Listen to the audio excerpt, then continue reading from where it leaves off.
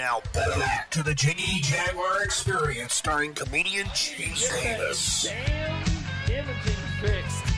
It is the world famous Jiggy Jaguar show, coast to coast and border to border. We've got the return of Israel this week.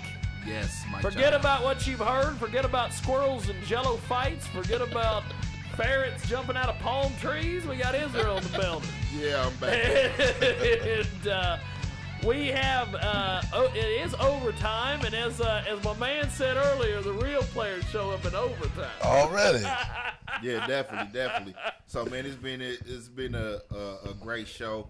I think that we've, been able to really talk about some things and get some things out from an educated standpoint. Yeah. That last track that you just heard was from an artist who's been here, Capella, and Howard James. They actually collabed on that. I love that track with the Michael Jackson sample, man. It still feels good. Anytime you like mess with a Michael Jackson track, it has to be good, and it definitely was.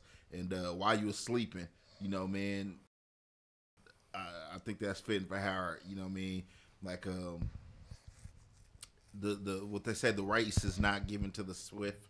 It's to the person who can endure it. And, man, he's been putting it down a long time. He just, like he mentioned, man, a year and a half he worked on the album. And, man, the quality shows, man. And it's Thank you. Me and C, we really strategically, man, sat down and did enough songs and then picked out of these songs to where it can have a flow. I mean, man, we got enough songs to do another album. Right. Maybe 2 albums, but they had to flow together. It had to have a certain flow to it. And we felt like we picked a good group of songs, man. But the phrase while you were sleeping, it represents everybody that has fooled with me in the music game, in the just in the streets in general, man. We may have not always been like the top dog, but we scratched our way all the way up there. You know what I'm saying? And when you was over there and you was bad mouthing, when you was over there and your shoulder short and didn't think that we had more hustle than you or just as much grit or whatever the case may be, and then when you went to bed and then you woke up the next morning, all kind of shit that happened. You done found out your broad that got shredded. You done found out that Midnight Meat Train. Your fiends got took. You done found out all kind of stuff, man. And that was when you sleeping on the job, man. Yeah. Next thing you know, you find yourself in the unemployment line. And so, even with the industry, they view Kansas a certain way. Yeah. Yep. And because they view us a certain way, promoter told me, he said, man, the reason why I don't know artists from Oklahoma, Kansas, or Nebraska get signed to major labels is because the labels already view them in a certain aspect. Mm-hmm. And so they don't believe that they can sell a product that's comparable to a Lil Wayne or a Jay-Z or somebody of that magnitude, because big city shit happens everywhere around here. But they don't want to believe that. They barely believe that there's black people in Kansas. That's why we got to murder them. So that's... I couldn't believe it. Well, until today. You guys walked in. Well, see, Dave's a successful artist. He's just humble. That's what you guys don't understand. This guy, this is what he does. He's a musician. Some people strip. Some people, I don't know, sell crack or whatever. But Dave's a musician. Well, and man, it's been great having him. I met him a couple months ago, so he's been on the show a couple times, man. Well, and he's been on a couple times since you've been. I don't know. I'm just talking about. Only once. Since I've been I on. mean, I missed you so much. While I was sleeping? He was on, and Nate from the Joy Cops was here. That punk. And David is like, who's this guy? No, I like Nate. Me too, but it's just if not you know. I like Nate, but if I let him know we were friends, he might actually think we were friends, and then it wouldn't Start be the calling same. you every day. Yeah, he might want to talk to me and stuff. Pop up at your house without no warning. Yeah, all that stuff. And I don't want that. I don't want that. Shout out to the real Joy Coughs. But man, it's been great talking to jam too. huh? We had a little jam, Nate and me. Oh, okay. He sucks. Yep. I wasn't going to say anything. Just tell him I said it. No, I'm glad. But man, Corey, I finally got him up here, man. You know, to come to the show. He works with a lot of artists, man. Some of the hottest artists you've heard in Wichita. He's worked with all of them. You know what I mean? And he still allows me to work with them as long as I schedule it 30 days in advance. You know, background checks. On my new album, actually, shout out to his sister, Natalie, who's more talented than he is musically. She sung the hook on the Tupac tribute that I did, and she killed it, man. Like, you know, I came in the studio, I talked to her for like 2 minutes. I played the original track that I did. Yeah, shout out to Nat. Then I played my my version of it, and man, she did a great job. As a matter of fact, if you hear this, I got a song for you. Tell Nat I want a plate. I'm tired of Corey always getting the plates and being asleep on Facebook. I want a plate too. That's all I'm gonna say. Yeah, hey, they got a picture. That's a brother and sister relationship, man. Yeah, because hey, he on the couch like that. That ain't access to nobody else. I need that plate. I want a plate too. Yeah, the food that knocked him out. That's what I want. You know what I mean? But I want to talk to Dave. This guy is like the Indiana Jones of music. You don't have. Yes, he is. Yeah, I don't have. He even got the hat. Tell us. Please. You hit that shit right on the head. Tell us a train the story. Indiana Jones of music. This is a real baby. story. Come on, Dave. I think it's already archived, you guys. But That's all right. We'll get it again.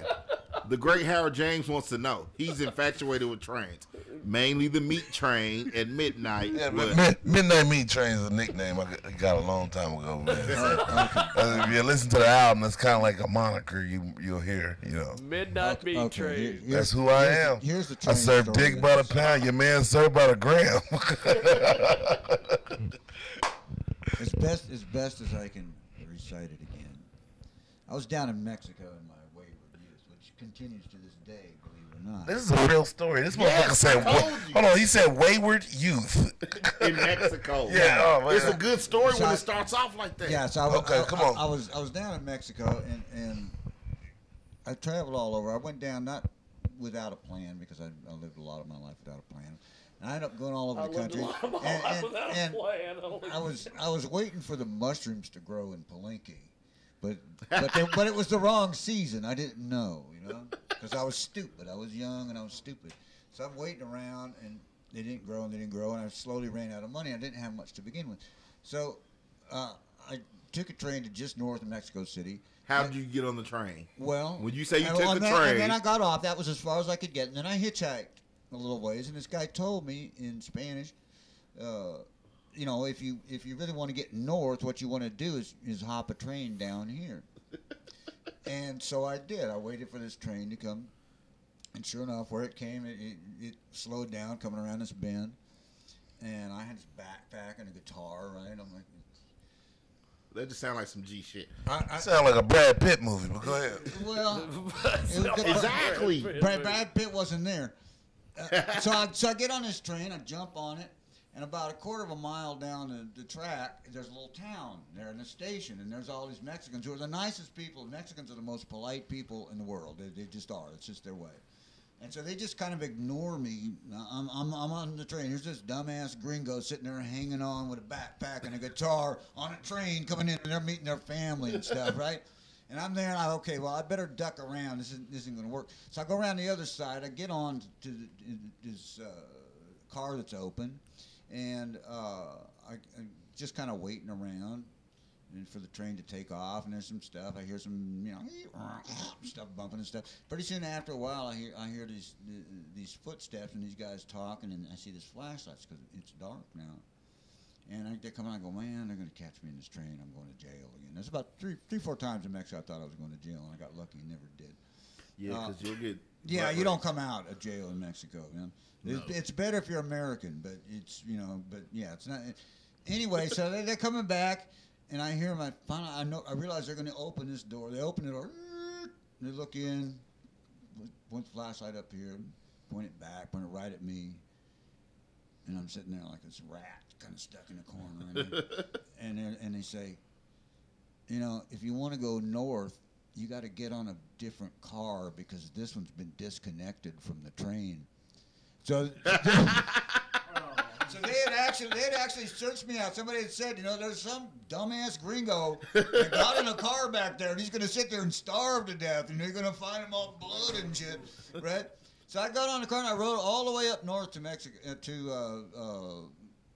almost to the border, on the freight train right up. I pretty much thought I owned it. You know, it was like, and then got run off a couple times. The guy with a gun, you know, came and ran me off, and then I didn't like hitchhiking anymore because it was a lot of fun just riding on the train. And I got back on, and you know, that ended up hitchhiking back. I got to the story goes on and on. I don't know how much you want to hear. But see, no, that's what I wanted to hear is that don't happen in our neighborhood. Like, you know what I mean? We don't hitchhike. Don't You know what I happen in mean? our neighborhood. We don't hitchhike across town, let alone. Ain't no hitchhiking in our neighborhood. Though. Yeah, You know well, what I mean? well, it was a different era, you know.